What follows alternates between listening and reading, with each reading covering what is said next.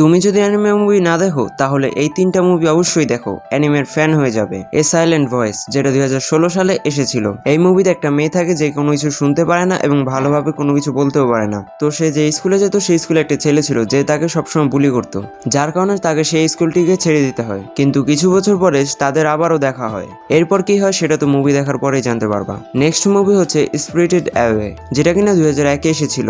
এই কাহিনীটা একটা মেয়েকে নিয়ে যে কিনা তার প্যারেন্টসের সাথে অন্য একটা এরিয়ায় মুভ হতে যাচ্ছিল, বাট কোনো একটা ম্যাজিকের কারণে সে অন্য একটা দুনিয়ায় পৌঁছে যায় যেখানে আসলে জিন ভূতেরা বাস করতো। দেন সেখানে তাকে কি কি প্রবলেম ফেস করতে হয় সেটা মুভি দেখে জানতে পারবে। I want to it your pancreas. এখানে একটা ছেলে থাকে যে অনেকটাই ইন্ট্রোভার্ট, তার লাইফে কেউ আসুক বা যাক কোনো প্রবলেম নেই, তার কোনো কিছু যায় আসে না। বাট তার লাইফে এমন একটা মেয়ে এসে পড়ে যে কিনা কিছুদিন পরে মারা যাবে, এটা সেও জানে। কিন্তু এমন অবস্থায় তারা দুইজন দুজনকে লাভ করে ফেলে। তাদের এই ভালোবাসার শেষ পরিণতি কি সেটা জানতে হলে এই মুভিটা দেখতে হবে।